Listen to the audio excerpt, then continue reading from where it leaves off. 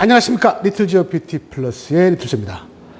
오늘은 직원을 구인하는 방법과 그리고 요령, 그 다음에 직원과의 계약, 여기에 대해서 얘기하려고 합니다. 앞에 보시듯이 그 미용실에 가면은 항상 그 디자이너들에 대한 소개가 저희 미용실에는 밖에 붙어 있지만 가장 중요한 거는 그 디자이너의 그 계약이 완벽해야 된다는 것이죠. 아직도 저한테 그 직원 계약서에 대해서 굉장히 많이 물어보시는 분들이 많습니다. 계약을 했는데, 어떤 그 정산 문제에 있어서 퇴직금 문제라든가 혹은 이런 것들, 그러니까 안타깝게도 노동청까지 가서 디자이너 선생님과 원장님 간의 어떤 다툼, 분쟁으로 인해서 굉장히 힘들어지는 상황들이 많이 일어나서 거기에 대한 문의가 굉장히 많습니다. 저도 지금 현재 디자이너가 지금 7분을 같이 근무를 하고 있습니다. 많은 디자이너들을 관리하기 때문에 무엇보다도 그 디자이너 선생님들에 대한 계약도 굉장히 꼼꼼하게 챙겨야 된다는 거 미리 말씀드립니다. 저 같은 경우는 지금 보면은 처음에 이력서를 보관을 하고 있고, 그 다음에 그 다음날 출근을 하면은 계약서를 이렇게 해서 계약서를 쓰고 있습니다. 헤어 디자이너 위탁 업무 계약서 혹은 도급 계약서라고 말하시는 분도 있고, 여기에 이력서와 해서 같이입니다. 그리고 인터뷰를 했는데도 조금 여의치가 않아서 그런 분들도 이력서를 다 보관을 하고 있습니다. 차후에 어떤 문제가 또 벌어질지 모르고 급하게 또 사람을 써야 하는 경우, 만약 그분이 취업을 안 했다면 다시 연락도 가능하기 때문입니다. 그래서 항상 인터뷰할 때는 좋은 이미지를 심어줘야 됩니다. 디자이너가 사실은 힘들게 구인 광고를 보거나 혹은 소개를 받거나 해서 미용실에 오게 되면은 무엇보다도 첫 인상이 굉장히 중요합니다. 디자이너와 면접은 굉장히 중요한 하나의 또 큰 사업이기 때문에 원장님들이 사실은 준비를 많이 해야 된다는 것이죠. 몇 시에 약속을 했으면 그 시간에 혹시 내 주변, 내 미용실이 상태가 깨끗한지, 그리고 이런 것도 체크를 해야 되고, 그분하고 인터뷰를 충분하게 시간을 가지기 위해서 예약도 막아두시고, 그리고 조용한 곳에서 미팅을 진행을 해야 된다는 거죠. 그래서 항상 그 인터뷰를 하다 보면 일방적인 인터뷰가 굉장히 많습니다. 원장님들이 먼저 막 질문을 하고 거기에 대답하는 디자이너가 있는데, 일반적으로는 먼저 이력서를 보고 꼼꼼하게 읽어보신 다음에 거기에 대해서 이제 조곤조곤하게 물어보면서 선생님이 전에 이제 근무했던 곳과 그리고 그런 어떤 여건들, 그리고 저희 미용실을 찾아온 이유, 그리고 본인의 희망, 이런 거를 다 물어보시고 난 다음에 원장님이 마음에 드시면 그 다음에 이제 이 미용실에 대한 조건과 그 대우에 대해서 설명을 해드리고, 그 다음에 선생님들의 추가 질문을 받고 해서 최소한 인터뷰는 한 20분 정도에서 30분 사이에는 충분히 이 얘기가 가능해야 됩니다. 왜냐하면 들어오고 난 다음에 뒤늦게 그때 이런 얘기는 하지 않았는데요 라는 어떤 시시비비가 또 두 분과의 계약에 어려워질 수 있기 때문에 충분한 대화가 필요하다는 얘기입니다. 일반적으로 디자이너분들이 그 어떤 곳을 선호하느냐고 얘기를 했을 때 그 미용실을 선택하는 그 이유는 그 미용실의 분위기, 그 다음에 그 미용실의 어떤 인테리어라든가 조건만 무조건 다 좋다고 해서 들어가지는 않습니다. 왜냐하면 저희 같은 경우에는 디자이너 선생님들이 하는 얘기가 뭐냐면 연령대가 디자이너 선생님이 다양해서 참 좋습니다라는 얘기를 많이 하고 있습니다.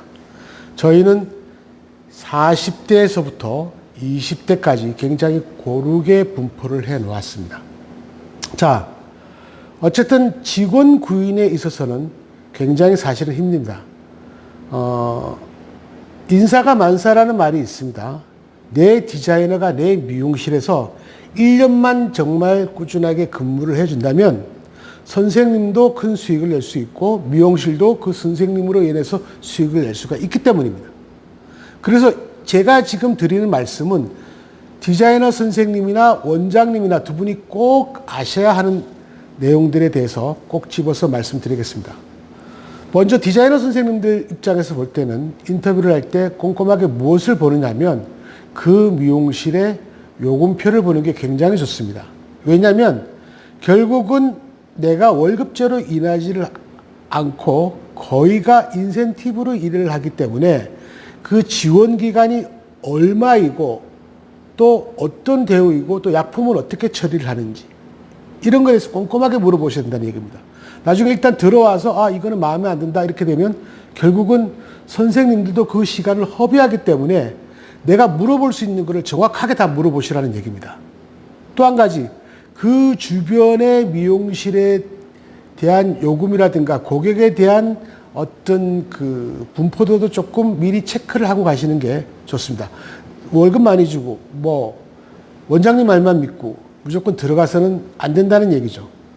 그리고 원장님 입장에도 마찬가지입니다. 아무리 사람이 급하다고 해서 무조건 그냥 대충 내가 이렇게 좋아요라고 말씀드리고 난 다음에 얘기하고 난 다음에 그 입사하고 난 다음에 계속해서 이거는 이렇습니다. 이거는 이렇게 있습니다. 라면은 선생님들이 굉장히 스트레스를 받습니다.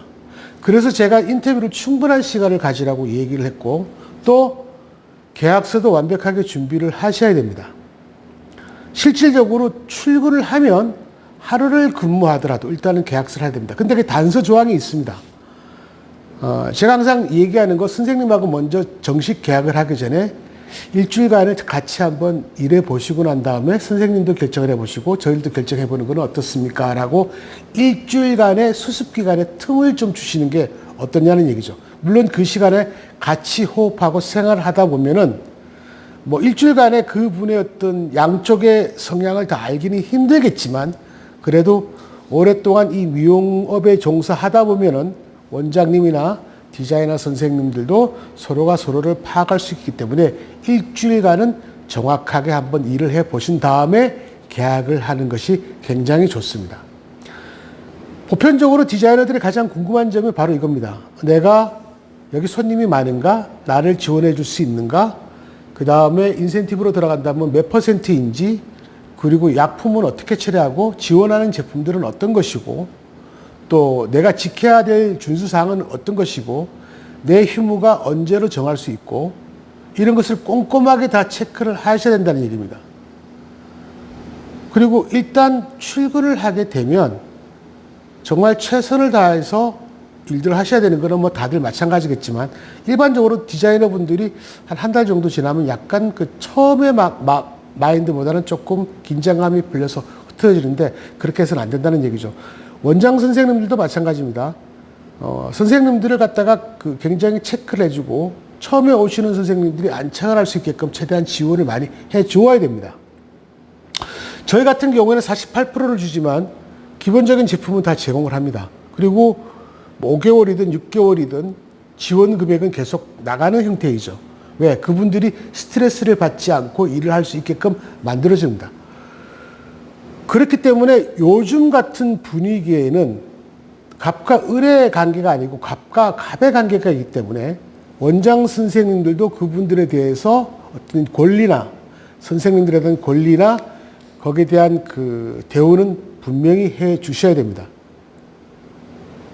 식사를 제공한다든가 혹은 주차장이 없다면 주차비를 어떻게 지원을 해 줄 것인지 그 다음에 휴무는 어떻게 정할 것이고 또 월차와 연차가 있는 것인지 이런 것을 계약서 안에 낱낱이 다 꼼꼼하게 적어 주셔야 됩니다.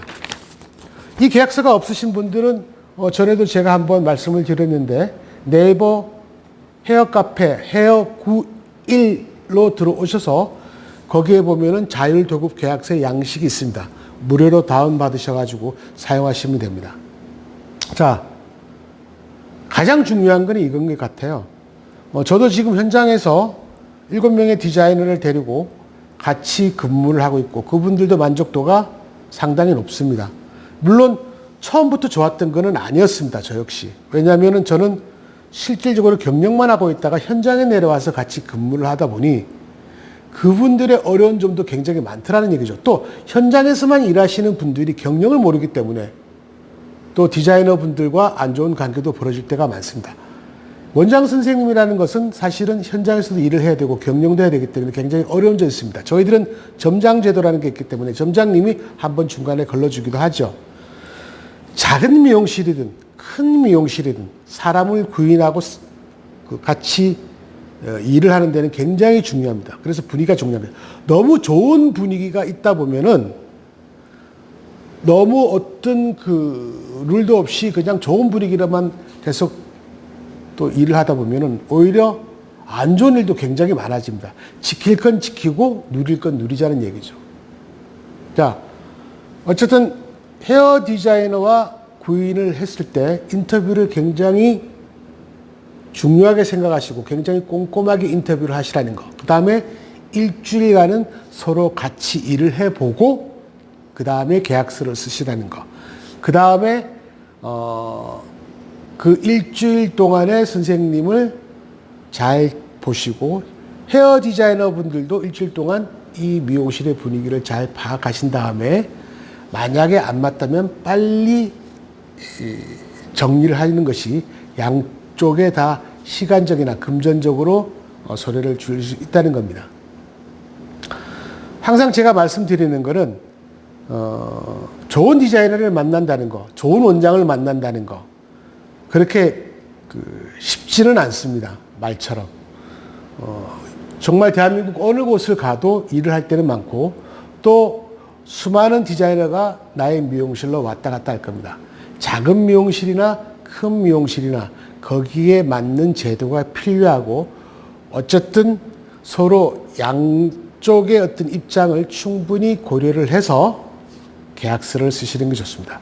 계약서는 반드시 쓰셔야 됩니다.